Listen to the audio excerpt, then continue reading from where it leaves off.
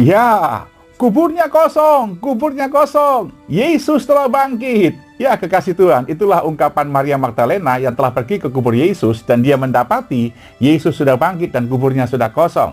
Shalom kekasih Tuhan.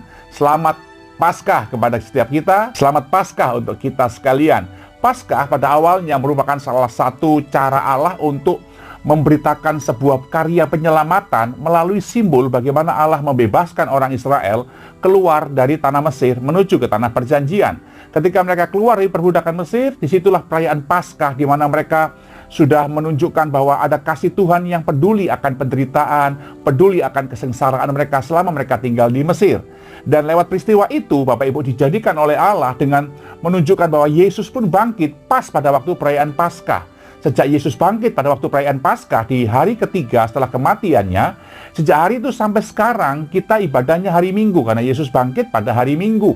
Dan menarik sekali, itu bicara tentang bagaimana kepedulian Allah atas kita melalui kuasa kebangkitan Yesus. Bahwa dia ingin membebaskan Bapak, Ibu, Saudara dari belenggu kemiskinan, belenggu kutuk, belenggu dosa, belenggu tabiat-tabiat buruk, dan segala bentuk kuasa anasir si jahat yang selalu ingin mengikat kita, orang-orang yang dikasihi oleh Tuhan. Itu sebabnya mari hari ini, setelah kita beroleh keselamatan, kita bersuka cita dalam keselamatan yang Tuhan beri buat kita karena kebangkitannya, maka kita harus menjaga kuasa kebangkitan Tuhan Yesus. Kalau Anda pergi ke Yerusalem, khususnya pergi ke kubur Yesus versi Kristen Protestan, di sana ada sebuah batu yang terguling dari pintu masuk kubur yang dipercaya adalah kuburnya Tuhan Yesus. Di samping pintu masuk kubur itu ada tulisannya, "He is not here, for he is risen." Nah, sekarang dikatakan di sana, dia tidak ada di sini, sebab dia telah bangkit. He is inside in our heart. Dia ada di dalam hati kita. Itu sebabnya mari hari ini tugas kita adalah dengan kuasa kebangkitan Yesus, Bapak Ibu harus belajar untuk bisa menjaga bagaimana Yesus yang sudah tidak ada dalam kubur jasmani yang ada di Yerusalem, hari ini dia ada di dalam hidup kita. Hidup kita yang telah dikuburkan dalam kematian Kristus pada waktu Jumat Agung kemarin. Hari ini kita bangkit dalam kuasa kebangkitannya dan buatlah Yesus betah tinggal di dalam hati saudara. Jangan mencampur kehadiran Yesus dengan sifat-sifat duniawi yang telah lama. Roma pasal 8 ayat 12 berkata, setiap orang yang dipimpin oleh Roh Allah adalah anak-anak Allah. Jadi hari ini Yesus ada dalam hidup kita dalam bentuk kuasa Roh Kudusnya. Dia ingin memimpin kita untuk terus dibawa mengenal Tuhan dan kuasa kebangkitannya. Setiap orang Kristen yang punya kerinduan mengenal Tuhan dan juga memiliki kuasa kebangkitannya, dia adalah orang yang disebut sebagai anak Allah. Itu tujuan kita. Tidak salah pengen punya tujuan, pengen kaya, pengen punya tujuan, pengen terkenal. Tidak salah itu Bapak Ibu. Tapi menjadi salah kalau itu menjadi tujuan utama.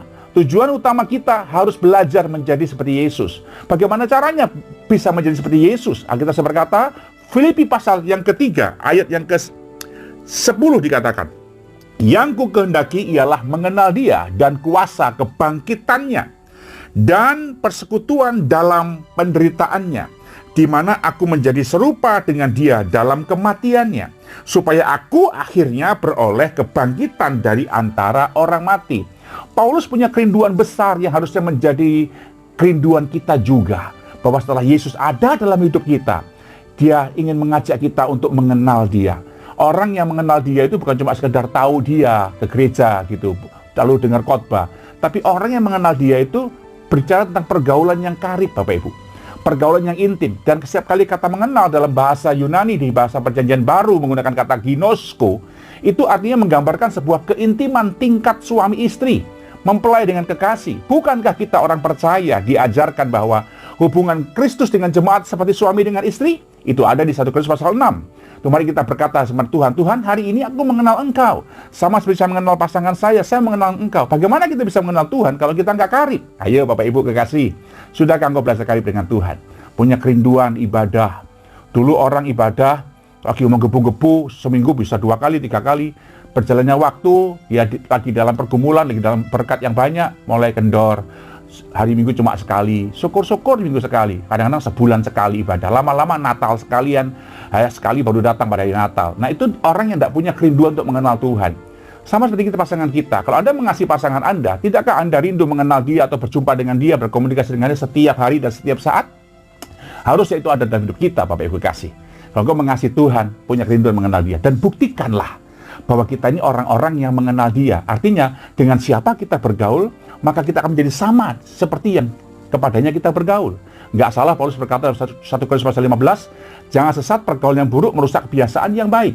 Sekarang kalau kalimat itu diparadokskan, ya diberkatilah engkau, kalau engkau punya pergaulan yang baik, maka akan merusak kebiasaan yang buruk, bukan? Nah, kalau kita bergaul dengan Yesus, maka sifat-sifatnya akan dalam hidup kita menjadi nyata.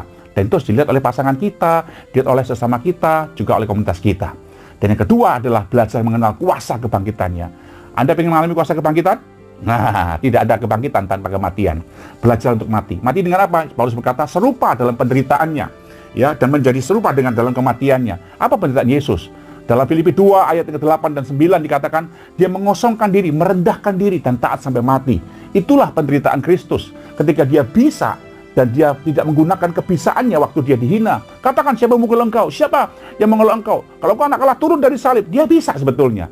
Itu penderitaan. Ketika Anda bisa, tapi Anda tidak menggunakan kebisaan, itulah penderitaan secara karakter kita. Anda bisa marah, Anda bisa emosi, Anda bisa tersinggung, tapi Anda mengalahkan sifat seperti itu. Anda bisa pelit, Anda bisa tamak, Anda bisa melakukannya. Tapi karena saya mengasihi Tuhan, kuasa kebangkitannya harus ada di hidup saya sudah belajar mati dari sifat-sifat itu.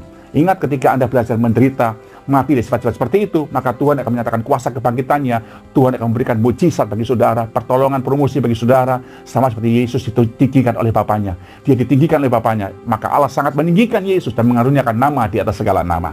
Itu makanya Bapak Ibu kasih, dimanapun Anda berada, mari kita belajar untuk serupa dengan penderitaannya. Belajar untuk bisa menahan diri dari segala kuasa-kuasa kegelapan, kedagingan kita yang ingin mengambil kita daripada tangan Yesus. Hanya kita sendiri yang memutuskan mau atau tidak mau mengenal kuasa kebangkitannya. Belajar mati bagi diri sendiri, maka kuasa kebangkitan menjadi milik saudara. Dan pada akhirnya, waktu Yesus datang, ayat ekspresi katakan kita akan beroleh kebangkitan dari antara orang mati, berjumpa dengan Dia di awan-awan. Dan seberkati, salam Paskah untuk kita sekalian, salam kemenangan, salam pekerja Kristus. Haleluya.